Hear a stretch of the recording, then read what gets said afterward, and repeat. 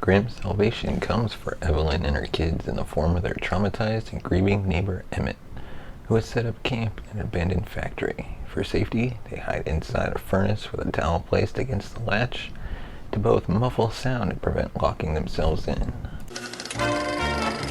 Welcome to the Cinema Gold Podcast with your host, Larry Leese. Come join us as Cinema Gold dives into the latest Hollywood films and news. Hello and welcome to an all-new episode of the Cinema Gold Show. I'm your host, Larry Leese. Today we're diving into the latest movie news and TV news from around the industry. We bring you our review of A Quiet Place 2 and Cruella, which is available on Disney Plus Premier Access. So let us dive into the latest reviews. And now on to our review of The Quiet Place Part 2. A Quiet Place Part 2 is directed by John Krasinski once again, just like the first one, except this time he has sole writing credit. Now before I say the plot, I will say that if you have not yet seen the first Quiet Place, you'll probably get some spoilers for that movie, because this movie picks up exactly where that film leaves off. So if you have not yet seen that film, that's your warning. Following the events at the home, the Abbott family, led by Emily Blunt, now faces the terrors of the outside world, forced to venture into the unknown. They realize the creatures that hunt by sound are not the only threats lurking beyond the sandpath. The first Quiet Place was so good, it has become the go-to reference whenever anyone talks about high-concept horror. It's inevitably brought up at some point during the conversation of horror films, and so to make a sequel to that, I can imagine, was a daunting task, and I thought this film was excellent. The first film was very tense and very suspenseful, all throughout the concept of monsters that hunt by sound, and you have to be very quiet. It was a genius idea for a horror film, and that's executed once again extremely well here. And it's similar to the first in that it is very simple. The characters have to go to a place and get a thing. Some people are trying to go to another place and get a thing, and there's really all you need for a film like this. It's so execution based, and it's entirely about tension, and Krasinski pulls off what I think is one of the better horror sequels I've ever seen. I think it's really, really good. I loved everything about the film. This is exactly the kind of movie that I wanted it to be, and it surprised me. Gave me ideas I didn't expect. The performances were once again magnificent. Emily Blunt can do no wrong, but Millicent Simmons and Noah are both fantastic, especially Simmons in a very featured role. And I only watched the teaser for the movie, so I didn't realize that Murphy was going to have a substantial role.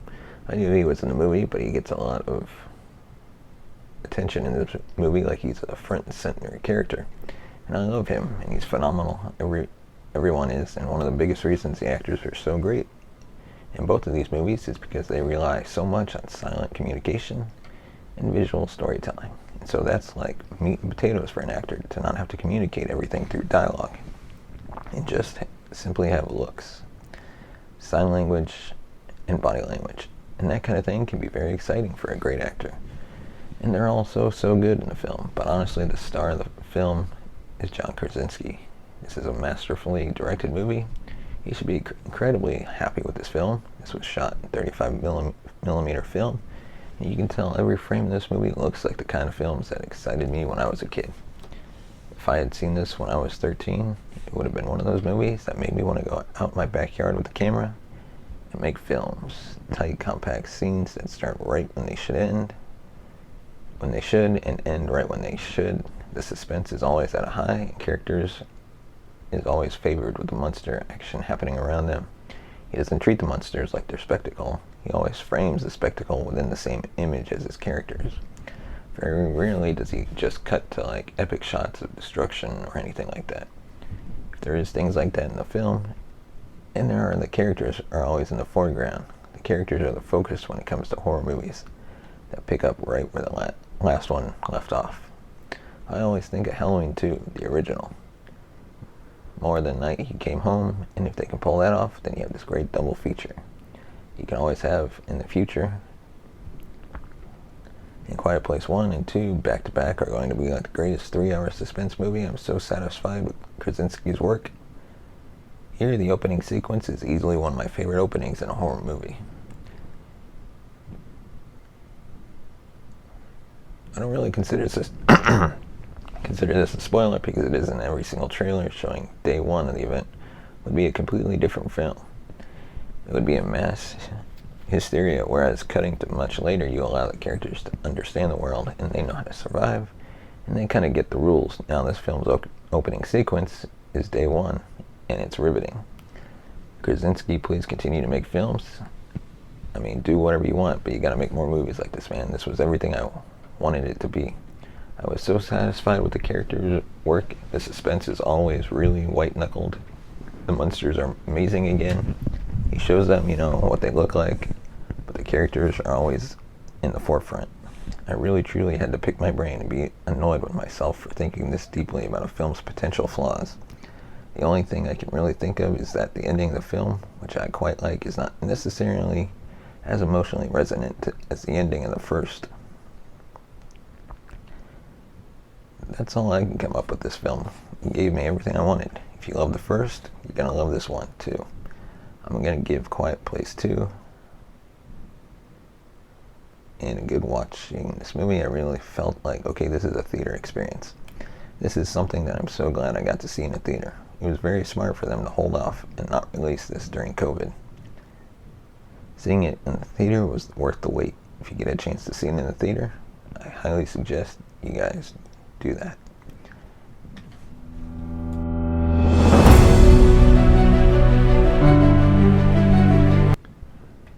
And now on to our review of Disney's Cruella.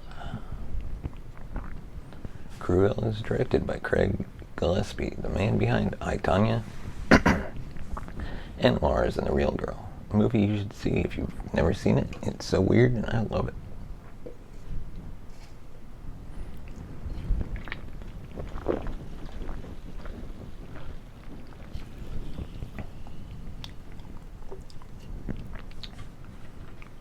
The film is set in 1970s London amidst the punk rock revolution.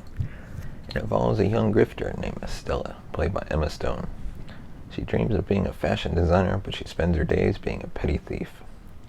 But when Estella's flair for fashion catches the eye of Baroness von Hellman, played by Emma Thompson, a fashion legend, their relationship sets in motion a course of events that will lead Estella to embrace her wicked side and become Cruella de Vil. I'm going to be completely blunt. I didn't care about this movie at all. I didn't want to see it. I'm kind of done with Disney live-action stuff. So many of them have been bad to mediocre. A couple of them are okay. Some of them are actually kind of good. But I just can't get excited for them anymore. I just can't look forward to them anymore, and I don't know if it's because I'm becoming some old crusty sack, or maybe they've just mostly been kind of bad lately. Especially Mulan.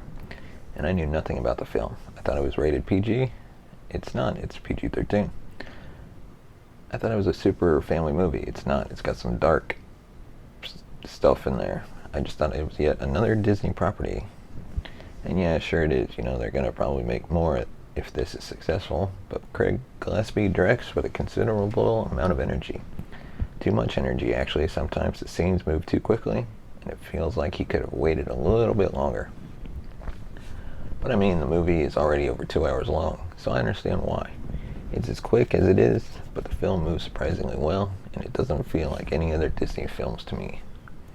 I mean, of course, I'm not extremely well versed in every movie they've ever released, but it felt more like The Devil Wears Prada with a darker tinge to it. And I really liked The Devil Wears Prada, and so I appreciated that this movie seemed like it was taking a few risks, and that if it does have some very dark stuff, there are some scenes that would greatly bother children. There's death in it, and there's a considerable amount of implied violence. And I know that a lot of parents will probably not like a few scenes in the movie, but I thought they were cool. Emma Stone is good as Cruella. I liked her quite a bit. I had to get away from the fact that I always associate Glenn Close with this character from live action, but she's very good in the film. I guess Glenn Close is actually a producer on the movie, which is kind of cool. Really, the star of this movie and the person who steals every scene she's in is Emma Thompson. I can imagine that having both of your leads named Emma was probably a little annoying on set, but she's amazing in the film. She's one of the best Disney villains in a long time. She's a ruthless, relentless, absolutely horrible human being. The stuff that she does, and that's implied that she has done, is up in what worked so well about the movie for me was the mentor-student relationship between young Estella and Baroness von Hellman. The desperation in Estella trying to please her, trying to impress her with designs and ideas for fashion. It's something that really anyone can relate to if you want to create something. And you're trying to impress people who are in positions of power that you feel you need to impress to do what you want to do for a living. And the twists and turns the movie takes, some of them I expected absolutely 100%. There's a few things where I'm like, of course, yeah, obviously, but there was one thing that honestly I did not expect. And I should have seen it coming, but I didn't. So that's good. The movie had a pace to it that was infectious. The costume design is also beautiful, and there are some things that I'm just always going to notice.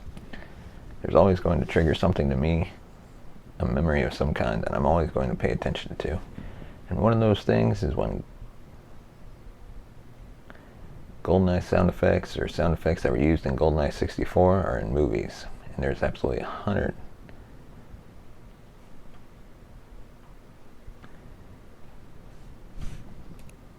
There's a gasp from a female character when she's teased in this film that is definitely the same sound effect used in GoldenEye 64.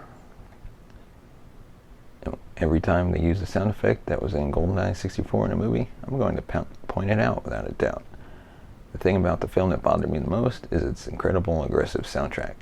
All the songs are obviously hit songs from the 70s, but it's almost constant. It reminded me of Suicide Squad, where songs were very heavily relied on to create a feel. When at times the movie really didn't need to revert to a song, but there are so many uses of classic songs from this era, and it started to grate on my nerves a little bit, because I felt like the movie was overly relying on that. It wasn't really creating its own tone or own feel sometimes, and just hoping the songs would do all the heavy lifting, and there are plenty of things in the movie that I could see Disney purists getting upset about. People who think that it has to lead into the animation in a specific way, or like something that she did in the cartoon has to be reflected here, or they change the thing, or they switch something around, and I don't like how they did that. I could see that people who really want things to all stay the same and don't want to see anything new, I could see them getting upset by that. And with every Disney movie, there's always that part of me that's like, oh yeah, they're setting up something there. And that didn't really need to be in the movie, but they just shoehorn that stuff in. Just for the sequels and for the IP, and there's always going to be parts of me that notice these things. But it happens, man. I mean, that's how a lot of these things get made. You have to kind of convince someone else that there's potential for more development. And it's really hard to do that, because sometimes when you're trying to focus on making just one good movie, you can almost feel like, oh, that's where somebody told Gillespie to put a scene in. He probably didn't want to do that, but that's in there now because he had to. I don't know, of course. I don't know if that's true, but there's just certain moments that feel like they're there because somebody told them to put it there. This movie surprised me. I mean, maybe it's because I had the lowest of the low expectations and I just didn't really care to see the movie at all. But I'm actually going to recommend it. I think you guys should see it. It's on Disney Plus right now for $30. But you can also see it in theaters. Thank you for listening to this episode of the Cinema Gold Show. Let us know your thoughts on this episode and the topics we covered. Send us a tweet at Cinema Gold Show. Like us on Facebook. And be sure to subscribe to the YouTube channel. Just search the Cinema Gold Show on YouTube. Hit that subscribe button. Like us on Facebook. Follow us on Twitter. And send us a comment or a concern about the show. And we'll see you next time. Thanks for watching Cinema Gold Podcast. Follow us on Twitter at Cinema Gold 2. Become a patron on our Patreon at patreon.com/cinemagold. Send us a voice message and be featured on an upcoming episode through anchor.fm/cinemagold.